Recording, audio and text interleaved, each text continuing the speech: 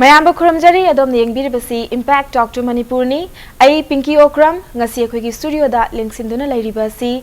Mister junior 2018 ꯒꯤ title ꯂꯧꯕ ꯉꯃꯈ꯭ꯔꯕ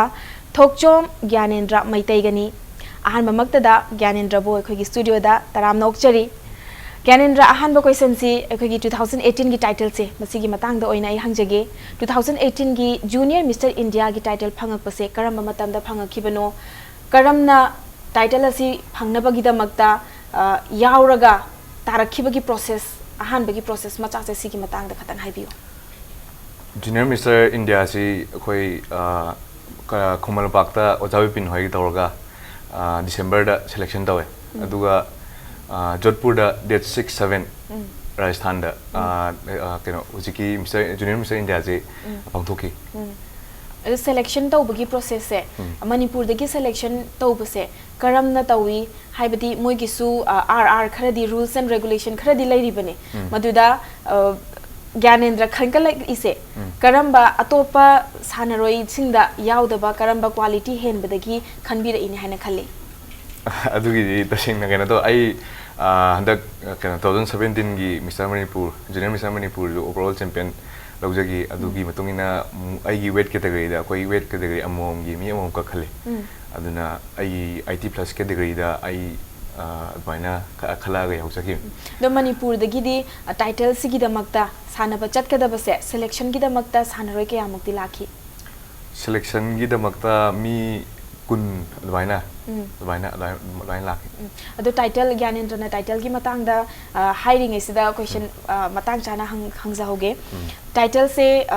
मापन तरा मुक्ति टाइटल फंगबिरे अदुसु गोल ngaktane फंगिसे को करी फाउबी हैबदी सिल्वर ब्रोंज की टाइटल से याउद्रीबा याउरुबा कंपटीशन खुदिंग मक्ता गोल लौरकपगी हाइनबी अमदी लैरेबा होजे ज्ञानेंद्र नत्रा सिगी एक्सपीरियंस से कमाइने तौई तसेंगमदी अहामरदे 2015 दे थोकसरकने कंदेसे 2015 16 आई यामना कंदेसे आमना सेकेंड याम बता लाय अरो थवाइजे क्या नुवाइगी दवा है तारे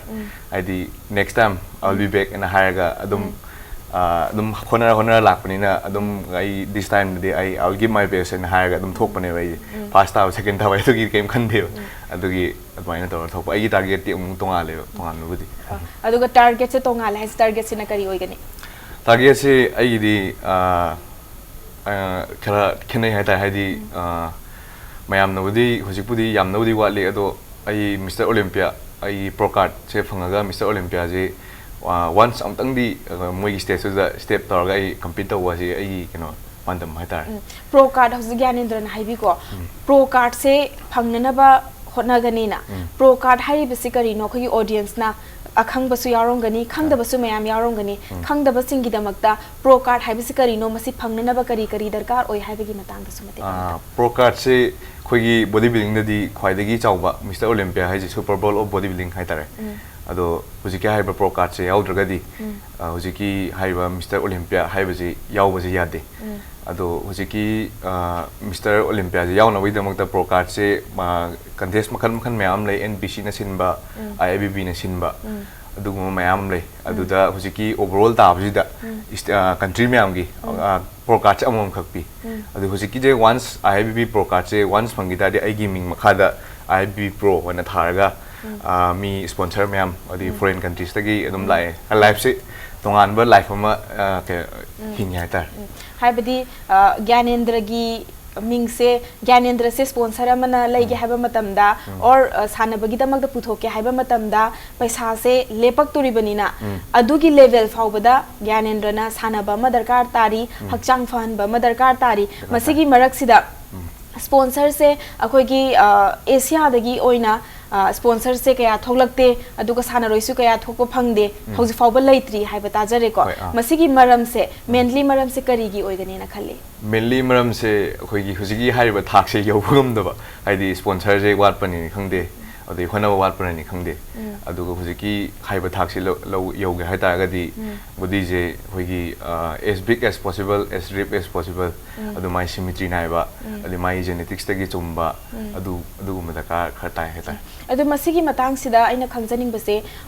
ꯍꯛꯆꯥꯡꯁꯦ ꯆꯥꯎꯍꯟꯗꯣꯏꯅꯦ ꯆꯥꯎꯅ ꯎꯕ ꯍꯥꯏꯕꯤꯔꯦꯀꯣ ꯒ꯭ꯌꯥꯅꯦꯟꯗ꯭ꯔꯅꯁꯨ ꯑꯗꯨꯕꯨ ꯍꯛꯆꯥꯡ ꯆꯥꯎꯕ ꯍꯥꯏꯕꯁꯦ ꯑꯩꯈꯣꯏꯒꯤ ꯂꯩꯖꯔꯤꯕ ꯋꯦꯠꯁꯤꯒ ꯑꯩꯒꯤ ꯍꯛꯆꯥꯡꯒꯤ ꯄ꯭ꯔꯣꯄꯣꯔꯁꯟ ꯑꯃꯗꯤ ꯂꯩꯖꯗꯣꯏꯅꯦꯕ ꯑꯗꯣ ꯍꯛꯆꯥꯡꯁꯤꯅ ꯅꯦꯝꯈ꯭ꯔꯒ ꯑꯗꯨꯒ ꯑꯩꯒꯤ ꯋꯦꯠꯁꯤꯅ ꯄꯥꯛꯊꯣꯛꯈꯤꯕ ꯇꯥꯔꯒꯗꯤ ꯍꯛꯆꯥꯡ ꯐꯔꯦ ꯍꯥꯏꯇꯥꯔꯒꯁꯨ ꯁ꯭ꯄꯣꯟꯁꯔꯅ ꯄꯥꯝꯕ ꯁꯥꯟꯅꯔꯣꯏ ꯃꯈꯜꯗꯣ ꯑꯗꯨ ꯑꯣꯏꯒꯗ꯭ꯔꯥ ꯍꯧꯖꯤꯛꯀꯤ ꯍꯥꯏꯔꯤꯕ ꯑꯦꯅꯥꯇꯣꯃꯤꯁꯦ ꯑꯩꯈꯣꯏꯒꯤ ꯋꯥꯏꯗꯔ ꯁꯣꯜꯖꯔ ꯍꯥꯏꯇꯥꯔꯦ ꯑꯗꯨꯒ ꯁ꯭ꯃꯣꯜ ꯋꯦꯁ ꯍꯥꯏꯇꯥꯔꯦ ꯁꯤꯁꯦ ꯍꯥꯏꯗꯤ ꯌꯦꯡꯕꯗ ꯌꯥꯝꯅ ꯀꯩ ꯍꯥꯏꯇꯥꯔꯦ ꯑꯩꯈꯣꯏꯒꯤ ꯑꯦꯛ ꯁꯦꯞ ꯇꯥꯔꯒꯗꯤ ꯌꯥꯝꯅ ꯐꯖꯕ ꯑꯗꯨꯒꯨꯝꯕ ꯑꯃ ꯑꯣꯏꯌꯦꯕ ꯍꯥꯏꯗꯤ ꯔꯥꯁꯤ ꯂꯩꯕ ꯍꯥꯏꯇꯥꯔꯦ ꯄꯪꯆꯥꯎ ꯆꯥꯎꯔꯒꯁꯨ ꯌꯥꯗꯦꯕ ꯍꯦꯛꯇ ꯑꯗꯨꯒꯨꯝꯕ ꯃꯥꯒꯤ ꯐꯤꯆꯔ ꯑꯃꯗꯤ ꯇꯣꯉꯥꯟ ꯍꯥꯏꯕꯗꯤ ꯆꯦꯟꯒꯗꯕ ꯐꯤꯆꯔ ꯈꯔꯗꯤ ꯂꯩꯔꯤꯕꯀꯣ ꯐ꯭ꯌꯨꯆꯔꯗ ꯒ꯭ꯌꯥꯅꯦꯟꯗ꯭ꯔꯅ ꯇꯧꯒꯦꯅ ꯈꯜꯂꯤꯕꯁꯦ ꯁꯨꯡꯁꯣꯏ ꯁꯣꯏꯗꯅ ꯇꯧꯕ ꯉꯝꯕ ꯑꯣꯏꯕꯤꯌꯨꯀꯣ ꯃꯊꯪ ꯑꯩꯅ ꯈꯪꯖꯅꯤꯡꯕꯁꯦ ꯑꯣꯜ ꯗ ꯕꯦꯁ ꯑꯗꯨꯒ ꯇꯥꯏꯇꯜ ꯃꯌꯥꯝ ꯑꯃ ꯂꯧꯔꯛꯄꯁꯤꯗ ꯇꯥꯏꯇꯜ ꯁ꯭ꯇꯦꯠꯀꯤ ꯇꯥꯏꯇꯜ ꯅꯦꯁꯅꯦꯜꯒꯤ ꯇꯥꯏꯇꯜ ꯈꯔ ꯂꯧꯔꯛꯑꯦ ꯂꯧꯔꯛꯄꯁꯤꯗ ꯁ꯭ꯇꯦꯠꯀꯤ ꯑꯣꯏꯅ ꯂꯧꯔꯛꯄ ꯇꯥꯏꯇꯜ ꯃꯌꯥꯝꯁꯤꯒꯤ ꯃꯔꯛꯇ ꯈꯔ ꯆꯦꯂꯦꯟजिंग ꯑꯣꯏꯕ ꯍꯥꯏꯒꯗ꯭ꯔꯥ ꯅꯦꯁꯅꯦꯜ ꯑꯣꯏꯔꯁꯨ ꯌꯥꯏ ꯑꯣꯔ ꯑꯦꯅꯤ ꯑꯗꯔ ꯀꯝꯄꯤꯇꯤꯁꯟ ꯌꯥꯎꯕ ꯃꯇꯝꯗ ꯈꯔ ꯆꯦꯂꯦꯟजिंग ꯑꯣꯏꯈꯤꯕ ꯏꯁꯥꯗ ꯋꯥꯅ ꯊꯣꯛꯄ ꯂꯥꯏꯅ ꯊꯣꯛꯀꯗ꯭ꯔꯥ ꯍꯥꯏꯅ ꯈꯜꯂꯨꯔꯒ ꯋꯥꯅ ꯊꯣꯛꯈꯤꯕ ꯑꯩꯁꯦ ꯁꯤꯒꯤ ꯇꯥꯏꯇꯜꯁꯤꯗꯤ ꯐꯪꯉꯛꯇꯧ ꯃꯥꯟꯗ꯭ꯔꯦ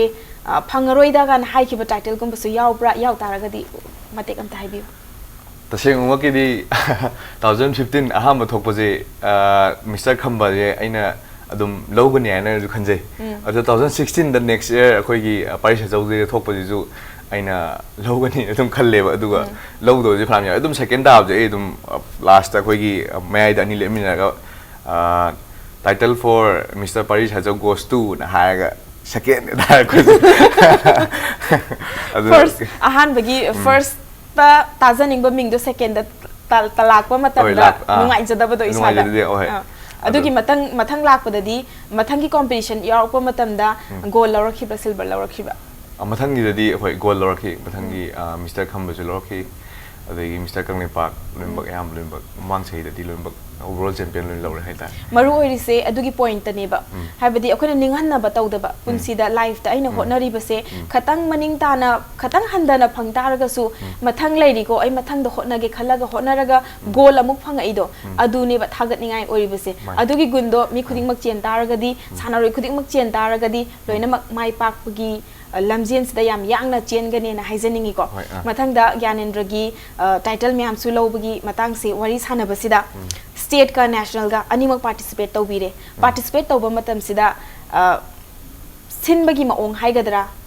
स्टेट लेवल ना सिलकबगा नेशनल लेवल ना कंपटीशन से सिलकब मतमदा करी करी एरिया दे खेनै मणिपुर की ओइना स्टेट सिगी ओइना येंगब मतमदा सिगी एरिया से सोथै सी मदि फहनिंगी हाइबगुंबा एरिया लैब्रा अदुम याम कन खेनबुदी ओइजे अदो अखोइगी मोइगी स्टेज ता हायरगदी स्टेज कजु मोइ नेशनल सिनबदी याम चावई मनिंग बैक स्टेज ता अखोइगी स्टेज ता तौरिबदो बैक स्टेज ता अखोइगी टीवी गा अदुम खंदोक्तना खोतना अदो याम थुनजु तौवे कोइसी मणिपुर तौबदी अमु याम कुइन ngaine अदो प्लेयर सिंग दा अवाबजु यामनजु ओइबजु यावे नुंदांग ताबा अखोइगी मैतान तिएगा नुंदांग पुंबरो अदाइ बुका ngaइबा अदुम यावे अखोइ अदुम केना तौरगा हुजिकी ड्रीम टेन तैरगा अदुम फुटे अदुम ngaइबा यावे सोथरीब जगह से अद्वाइद लैरिबा सोथरीब एरिया से हाइबदी करीदगिने ना खनबी प्रोग्राम अखोई कंपटीशन सिल्लिबा मैनेजमेंट की साइड तगी खतंग वाटपगिनी प्रिपरेशन वाटपगिनी ना खनबीब्रा नत्रगा अतोप करी ड्रॉबैक्स लेना खनबी मसीजे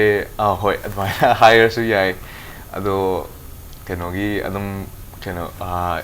स्पॉन्सर मैम अमा अदुम कंपनी मणिपुर से कोई गवर्नमेंट दगी बॉडी बिल्डिंग से गवर्नमेंट दगी सपोर्ट फंगदवनिना तैतगी मैम वांगांग खोटपा अदुदसु हेता कुइयु हाइतारे वांगांग बकुइ बसे ngasigi akoigi impact talk to manipur yengiba viewers singi mayam marakta gi any concern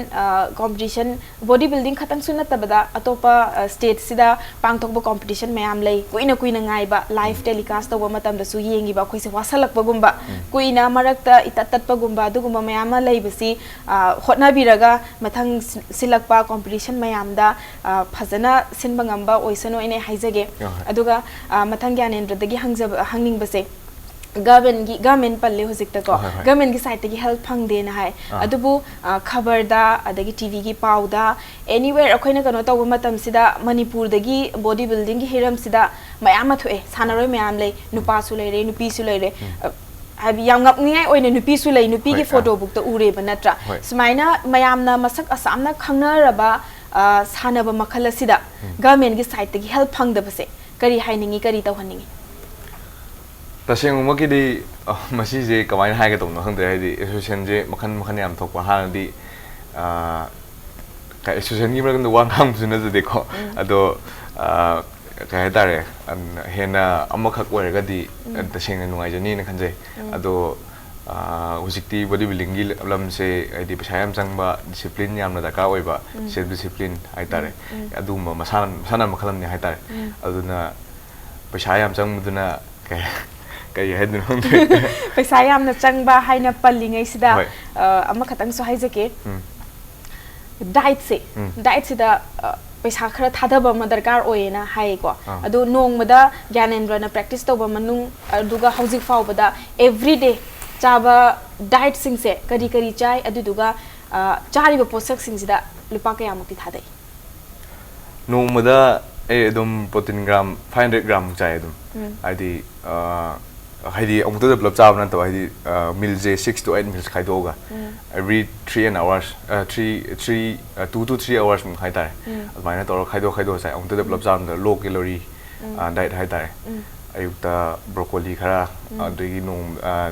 अदि nga ngum kanaraga am yirumga le chaka dipun khara um kanaraga am yen ga chaka admaina khara um kanaraga am nga paina toroga admaina machi khaidoga sai aduna ju koi fat burning da ju hena kena towe development lai aduga muscle development ju daka yam oy adu admaina towe adu pung ani ohum kai thoga chaba haisi aigi whole day se chaba du da concentrate tawra lai gi duine ba kari gin haidi matam se pa duine ba 2 hours after 2 hours asi cha dori ba pot se wakhanda do khalaga lairabane ba ai horen chaba gi plan se laigrabane ba adubu any other working man hai tare ko thabak tawba pung mapan dagi na manga buk thabak tawba mi si de khatang possible oi ba wa le hai ba tare ko adu moi gi da makta di if he is working aduga yum da dum lairaga chaba gi facilities e phangdre haina khallase ba mana karamna tawraga karamba plan tawraga masa se Gyanendra होइना लैरिबा फिवम सिदा लैबा ngamgani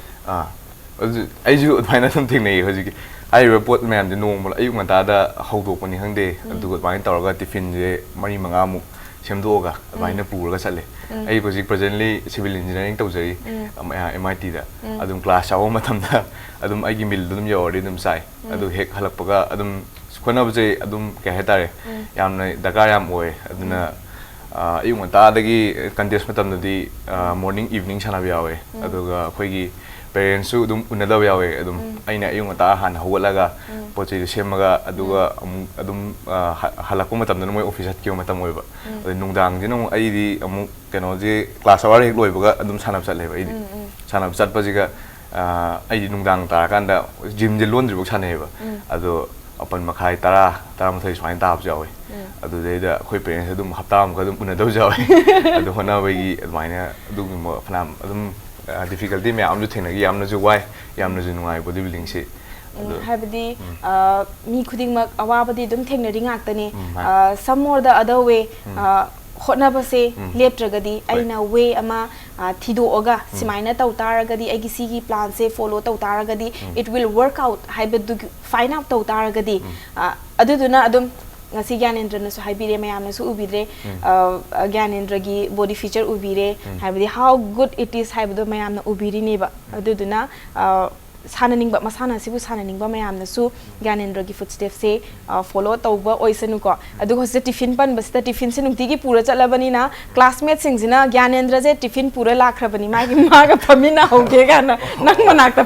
pham ge na ta na ba yaw da ba oh ai khoi career mu te cha de ba career mu te moi da ka to gumba lai ni gum toy ye na khoi gi skin gumba adu gum cha de ba adu khoi gi roster pu je moi da gumba adu na share to gumba nang ga thina na phami ba ꯃꯤꯁꯤꯡꯁꯤꯅ ꯍꯦꯟꯅ ꯅꯣꯏꯈꯠꯂꯒ ꯅꯪꯅ ꯍꯛꯆꯥꯡ ꯐꯅ ꯂꯩꯍꯧꯕꯒꯤ ꯐꯤꯕꯝ ꯂꯥꯛꯇꯣꯏꯅꯦꯕ last ꯅꯠꯇ꯭ꯔꯥ ꯋꯥꯔꯤꯁꯨ ꯌꯥꯝ ꯅꯨꯡꯉꯥꯏꯔꯤ ꯑꯣꯟ ꯗꯦꯠ ꯅꯣꯠ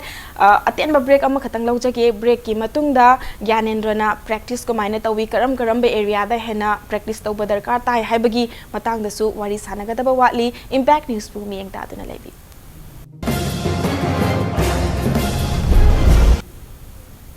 ꯃꯌꯥꯝ ꯑꯃꯨꯛꯀ ꯍꯟꯅ ꯇꯔꯥꯝꯅ ꯑꯣꯛꯆꯔꯤ ꯑꯗꯣꯝꯅ ꯌꯦꯡꯕꯤꯔꯤꯕꯁꯤ ꯏꯝꯄꯦꯛ ꯗꯣꯛꯇꯔ ꯃꯅꯤꯄꯨꯔꯅꯤ ꯑꯩ ꯄꯤꯡꯀꯤ ꯑꯣꯀ꯭ꯔꯝ ꯉꯁꯤ ꯑꯩꯈꯣꯏꯒꯤ ꯁ꯭ꯇꯨꯗꯤꯑꯣꯗ ꯂꯦꯡꯁꯤꯟꯗꯨꯅ ꯂꯩꯕꯤꯔꯤꯕꯁꯤ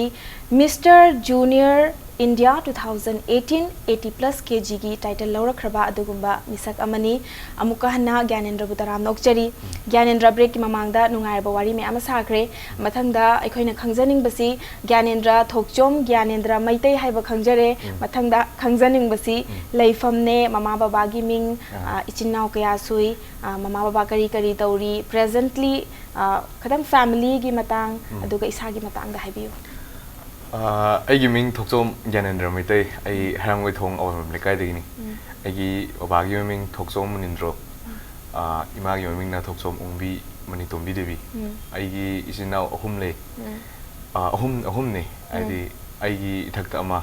ꯏꯈꯥꯗ ꯑꯃ ꯏꯊꯛ ꯊꯣꯡꯕꯗꯨꯗꯤ ꯂꯩꯈꯤꯗ꯭ꯔꯦ ꯏꯈꯥ ꯊꯣꯡꯕꯁꯤꯅ ꯏꯊꯛ ꯊꯣꯡꯕꯗꯣ ꯃꯥꯂꯦꯝ ꯉꯥꯝꯕꯤ ꯀꯧꯏ ꯏꯈꯥ ꯊꯣꯡꯕꯁꯤꯅ ꯌꯥꯏꯁꯅꯥ ꯀꯧꯏ ꯑꯗꯣ ꯍꯧꯖꯤꯛ ꯑꯩꯈꯣꯏꯒꯤ ꯑꯩꯕ ꯀꯩꯅꯣ ꯔꯤꯝꯁ ꯕ꯭ꯂꯗ ꯕꯦꯡ ꯔꯤꯝꯁꯇ ꯊꯕꯛ ꯇꯧꯖꯔꯤ ꯑꯗꯨꯒ ꯏꯃꯥꯅ ꯖꯦꯟ ꯍꯣꯁꯄꯤꯇꯥꯜꯗ ꯍꯣꯁꯄꯤꯇꯥꯜꯗ ꯏꯃꯥꯒ ꯕꯕꯥꯒꯁꯦ ꯍꯣꯁꯄꯤꯇꯥꯜꯒ ꯃꯔꯤ ꯂꯩꯅꯕꯁꯤꯡꯗ ꯂꯣꯏꯅꯃꯛ ꯊꯕꯛ ꯇꯧꯕꯅꯤना ꯒ꯭ꯌꯥꯅꯦꯟꯗ꯭ꯔꯅ ꯍꯛꯆꯥꯡꯒꯤ ꯐꯅꯅꯕ ꯑꯣꯔ ꯑꯦꯅꯤ ꯑꯗꯔ ꯄ꯭ꯔꯦꯛꯇꯤꯁ ꯇꯧꯕ ꯃꯇꯝꯗ ꯑꯍꯦꯟꯕ ꯑꯦꯗꯚꯥꯏꯁꯁꯨ ꯑꯗꯨꯝ ꯄꯤꯕꯤꯔꯝꯒꯅꯤꯅ ꯈꯜꯂꯦ ꯐꯖꯅ ꯁꯄꯣꯔꯠ ꯇꯧꯕꯤꯕ꯭ꯔꯥ ꯀꯅꯥꯅ ꯁꯄꯣꯔꯠ ꯇꯧꯏ ꯈ꯭ꯋꯥꯏ ꯑꯍꯥꯟꯕꯗꯗꯤ ꯁꯄꯣꯔꯠ ꯑꯃ ꯇꯧꯔꯝꯗꯤ ꯍꯥꯏꯗꯤ ꯑꯗꯨꯝ ꯂꯥꯏꯔꯤꯛꯇꯁꯨ ꯀꯩꯁꯨ ꯀꯩꯅꯣ ꯑꯩꯉꯣꯟꯗ ꯀꯩꯁꯨ ꯍꯥꯟꯅ ꯂꯥꯏꯔꯤꯛꯇ ꯀꯩꯁꯨ ꯁꯣꯏꯔꯛꯇꯕꯅꯤꯅ ꯃꯣꯏꯅꯗꯤ ꯆꯨꯝꯅꯒꯤ ꯑꯗꯨꯝ ꯀꯩꯅꯣ ꯂꯥꯏꯔꯤꯛ ꯇꯧꯔꯒ ꯑꯗꯨꯝ ꯀꯩ ꯍꯥꯏꯇꯥꯔꯦ ꯅꯣꯔꯃꯦꯜ ꯂꯥꯏꯐ ꯑꯃ ꯂꯩꯅꯤꯡꯕ ꯑꯗꯣ ꯇꯁꯦꯡꯕꯗꯤ ꯑꯩꯗꯤ ꯑꯗꯨ ꯄꯥꯝꯗꯕ ꯑꯗꯣ ꯑꯩ ꯑꯍꯥꯟꯕꯗꯗꯤ ꯑꯩꯈꯣꯏ ꯃꯥꯕꯨ ꯌꯥꯔꯝꯗꯦ ꯍꯥꯏꯗꯤ ꯆꯥꯛꯈꯨꯝꯗ ꯌꯦꯔꯨꯝ ꯐꯨꯠꯄꯕꯨ ꯌꯥꯔꯝꯗꯦꯕ ꯌꯥꯝꯅ ꯋꯥꯅ ꯑꯗꯨꯝ ꯃꯄꯥꯟꯗ ꯑꯗꯨꯝ ꯍꯣꯏ ꯌꯨꯝꯗ ꯍꯧꯖꯤꯛꯇꯤ ꯑꯗꯨꯝ ꯁꯨꯄꯔꯁꯤꯁꯟ ꯃꯌꯥꯝ ꯂꯩꯗꯅ ꯑꯗꯨꯅ ꯃꯄꯥꯟꯗ ꯑꯗꯨꯝ ꯌꯦꯟ ꯑꯣꯏꯒꯦꯔꯥ ꯌꯦꯔꯨꯝ ꯑꯣꯏꯒꯦꯔꯥ ꯃꯄꯥꯟꯗ ꯑꯩꯈꯣꯏꯒꯤ ꯃꯩꯇꯥꯟ ꯊꯥꯔꯒ ꯑꯗꯨꯃꯥꯏꯅꯒ ꯇꯧꯋꯤ ꯑꯗꯨꯃꯥꯏꯅ ꯇꯧꯔꯒ ꯇꯧꯋꯤ ꯑꯗꯣ ꯑꯩꯈꯣꯏꯒꯤ ꯀꯩꯅꯣ ꯀꯩ ꯍꯥꯏꯇꯥꯔꯦ ꯐꯦꯃꯤꯂꯤꯅ ꯍꯥꯟꯅ ꯁꯄꯣꯔꯠ ꯇꯧꯗ ꯇꯥꯔꯒꯁꯨ ꯁꯄꯣꯔꯠ ꯇꯧꯗꯦꯕ ꯑꯗꯣ ꯍꯧꯖꯤꯛꯇꯤ ꯐꯖꯅ ꯇꯧꯔꯦ ꯍꯧꯖꯤꯛ ꯐꯖꯅ ꯇꯧꯕꯤꯔꯦ ꯅꯠꯇ꯭ꯔꯥ ꯍꯣꯠꯅꯕꯗꯣ ꯒ꯭ꯌꯥꯅꯦꯟꯗ꯭ꯔꯅ ꯍꯣꯠꯅꯕꯒꯤ ꯃꯃꯤꯁꯦ ꯎꯕꯒꯤ ꯄ꯭ꯂꯁ ꯑꯗꯨꯒꯤ ꯔꯤꯖꯜꯇꯨꯅ ꯅꯦꯁꯅꯦꯜ ꯂꯦꯚꯦꯜꯗ ꯃꯤꯁꯇꯔ ꯖꯨꯅꯤꯌꯔ ꯏꯟꯗꯤꯌꯥꯒ ꯇꯥꯔꯛꯄꯁꯦ it's not a small thing ꯌꯥꯝꯅ ꯆꯥꯎꯈ꯭ꯔꯕ amana hekta tauba ngamba thabak nati natra adugumba mayam hard work to urakpadagisu parents na family na support tawraga hana yaramdaba thabak sing dusu khara adum kom thoda ineb natra like su tamme au kaishu haido like su tamme tawgadaba thabak honagadaba dusu honare animakta result fajarak panina thingnabagi any reason se lemdre haitare aduduna di adum mai pak pata bani natra masigi matang da aina mai pak pa hairi kansida amaso hangja horage any idol ga di lebra ngasi faubda honari base mi khuding ge idol amamam di leine Gyanendra gi di lebra leitar ga di kananu haibi ma ai idol se asem tasem di Arnold je ma dongna ji hinging haitare ma je every field ma taw khudi mukta ai di he turned out to be the best haitare ma to Olympia magi all time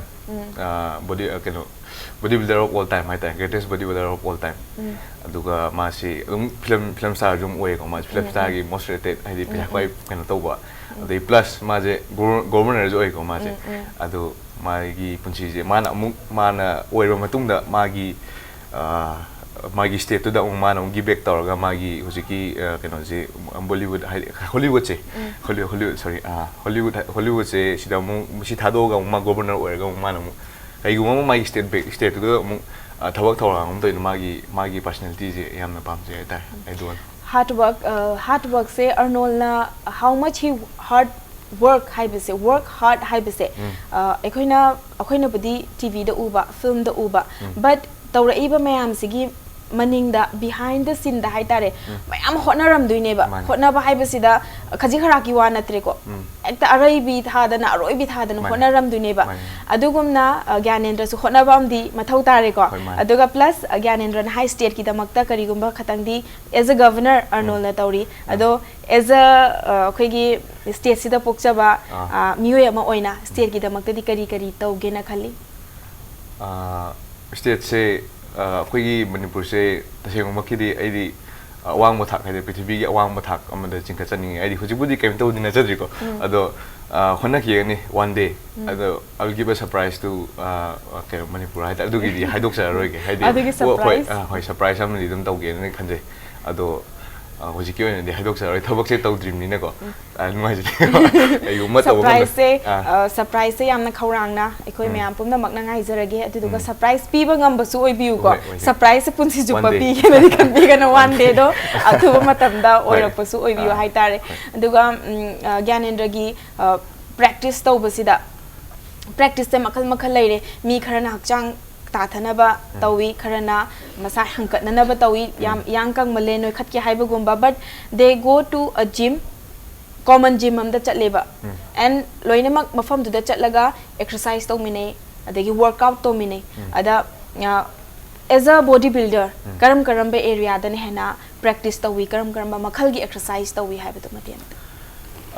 aigi motive hai ta ga di aidi ngarang aina leramba physics to dagi ngasi I improve the wise habits never.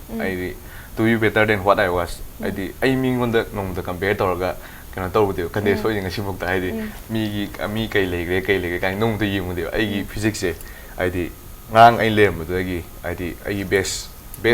possible way the Honaraga. Mojumoi can talk section or I best level of Honara can mind to Sanaun. Although Tashing I Pamjava, high target.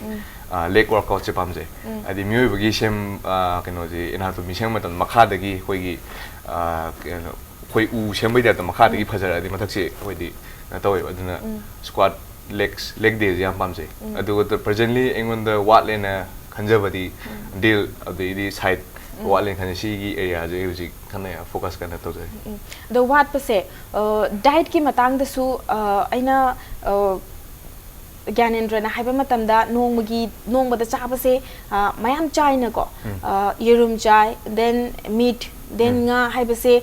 leitaba imung amadadi paisa pai daba paisa leijadaba imung amadadi masana se pamja targa su possible oi deba kanana puthok pi gani natra adugumba pamjari ba masana se pamjari ba singi dumakta kanana kari tauragadi moigi sumanglan se khatang mang faunu ba phangani na khanbi Ojiki haiba bodybuilding je samna da sponsor ID pasaje dum himatik change ba sangmaji government side te khara khoigi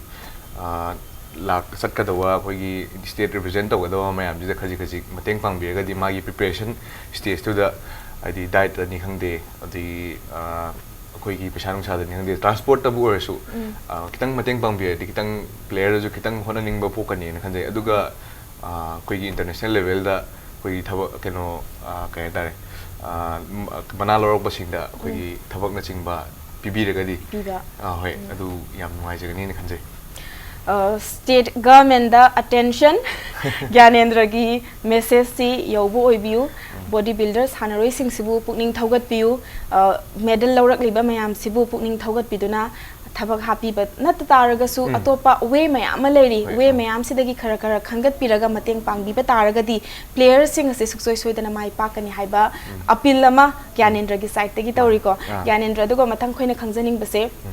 bodybuilder masana sida akoina mainly steroid ki matang da yamna tai steroid season bana hakchang da amangba mangdaba magi mai ama leikre but as a player Gyanendra na khangba experience ki matung ina steroid ki matang da kari haibini steroid se yari gai aidi sungi sina begin hai tare bodybuilding se yamna step by step ne no mada eta phab yamna te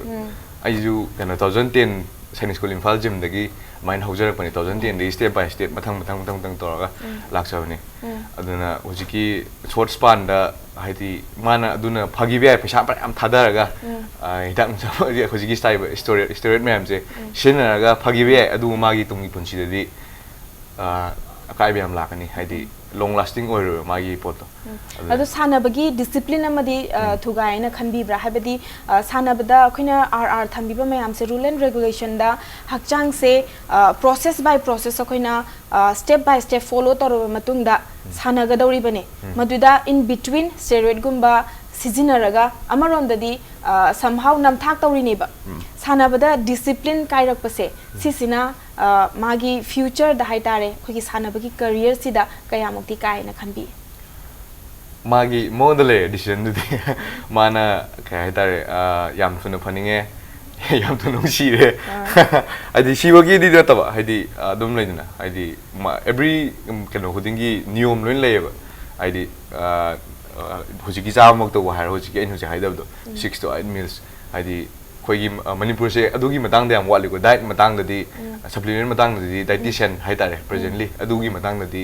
aina sum khanjabada manipur gi oina di yam wale kari guma di moi som kano gi foreign countries haidi europe kumba moi som da di adugum gi concern yam le moi di sahi ahum mari alai dum yam thuna develop tawe haitare diet ki matang da yam khangba adu diet ji yam da kane matkaram matam na kai chaga da ba nungdang da na calorie na cha ya da ba nungdang na sak ta pa cha sala tum ba ya da ba aina makhan yam le anu hoji ga ba development ji da hoji ki na diet ki matang ji khara wa le haitare adu diet je phajana niyom sum na sana bir ga di nung magi chari ba mayam do calorie do burn taw do ne cardio plus sana badang gym dang sana da ya de cardio magi lifestyle mayam chamina matam da na pung aja san da ba thum mahau leidina no hoji adum si self discipline yamna da ka oiba adugum ba game haitare amadi oire ko aduga diet haibasida supplement se gyanendra gi oina supplement se kari kari chabi ai je ayamba ai raw fresh food ai adugum da ayam cha je aduga alum protein shake adai glutamine amino adugum ba adum changa da ka oiba adugum ba supplement budi sen adu supplement da ai kyam kana focus out the focus out the hojiki haiba raw fresh food broccoli yerum the chicken the nga sometimes beef si je no mo da sar ga di ai di yam adum development yam thuna lai haidar ado hojiki hojiki haiba po se knowledge lai taba ade plus paisa ju yam chang mo pot oiba aduna mina pa yam pa ngam lo pot na ti ado diets da supplement se hoje khoina tajaba matam da makhal ki supplement habdi khudak ta di result to ubaman ba but chari ba hidak sina or chari ba supplement sina maram oiraga future da khoi hakchang da sokningai oiba adugumba supplement su thoena tajai adu thok pase siki matang da di kari habininge thokpa haise hujiki haiba supplement ji da di adugum di leiti hujiki haiba sokpo ji di steroid chine ba adu hujiki haiba supplement ji da di adugum steroid ki compound yaudra di adum mai dare chabada kaishu kai leiti adu magi workout to tawi ga da adum puga du char adum pham le hoi chari beduga manana ai workout to bamsu mathau tai aduga yo chana basida body building chana basida khoina thaina gi ahalna haina ba khara lei yo to yam chana ganu ne ibungo hayeng sibida e ora sirido adu gi lekai du gi adu do e ora sigi ge haiba sum wari oina tai ko angang oi kan de su tai ado as a body builder ko madu achumba oi ba sara khoi real life ta thokpa oi ba sara madu do taseng di achum na te kai dare adi chak yam charaga yot yam thangal laga apang mani ga hai no du ki du na te hai di ma hujiki hai ma sana si mi oi khudi mak lo sana be hai hai di lifestyle makhalam ni body building je sport tang no te lifestyle makhalam ni ma je ne hai di chang je phana leiba manungi koi gi hujiki hai matang ji health ki hujiki definition hai ta di state of complete physical mental and social well-being and not without any mere disease haitare hujiki hai ba World Health Organization finance to be advaina hujiki haiba nungti gi workout to biba de chaba thakpa saina phajana niyom nine chapi di niyo khudimak id apho wakhan ju khan gani adei plus akoi hujiki leiba nisha ba sa id nisha da tawri bisi naw myam haitare moina ju gym ga adu ga di am thina khenare ba haidi gym da chalaga adu mu tawle di up down haidi north pole ga south pole ga khena bugi dap ne ba pro advaina adu ma khara lei haitare do yamna kanaraba wa khara su haibire खरा मानब topic ता हाइबा तारेको question ngasi program sigi aroiba wahang ama oina akhoi ngasi impact talk to manipur yengiba akhoi viewer mayam sida body building sananingba body builder oiningba pe amasu yarong gani ko mokhoi gi mafam da atenba message ama khatang pi aina haiga dawdi aigi oina aidi kasu yam kana khangbu de wa ju yam kana ngang bu jode de ado isani sa mingon da compare to bigano isani isa do aina ngasi oirudagi hayeng na mu aphaba oijage haidi leina aigi vision do fazana clear le di willpower will follow haidar admaina amalai aduga oja guru bodybuilding ni oja guru bu ko bigano haidi oja guru horpom ningjing biu adai discipline naina adai I hakjang pare na phallaga na tabi mong da haidi leina hakjang phaba bisi miyo be khudi maki ke no ne ado koksu adum phawada ka ba hujiki haibu hujiki health ki ta sengba meaning do adu ma ko hen ni miyo khudi mak follow do ba yaw gi haidi at least 45 minutes a day for every person is mandatory haidare so that we will be free from all kind of disease Gyanendra ki side tagi hakjang phana mioi punamak manipur da lari bana ha khudingmak ahal khudingmak hakjang phanan lainana ba nongmada minute nifu manga workout tawbiu aduga aphaba chinjak chabiu aphaba wakhal khalakani workout phazana tawba taragadi hakjang su pharakani aduga aphaba society ama soidana oirakani haibagi message su pibiri Gyanendra ngase khoi gi studio da lengbirakpa akhoi gi program asibu complete oihanba mapung fahan bibagi damakta hanna thagachari tungki punsida tawgadaba mayam watli so haibire mai pakpo oibiu masi hairaga ngasigi impact talk to manipur gi program asi matang swai da loisinjarage mathangi chayolda nungaraba personality ama mukpuduna lakchage ngasigi oinadi kaine naba yathang nijari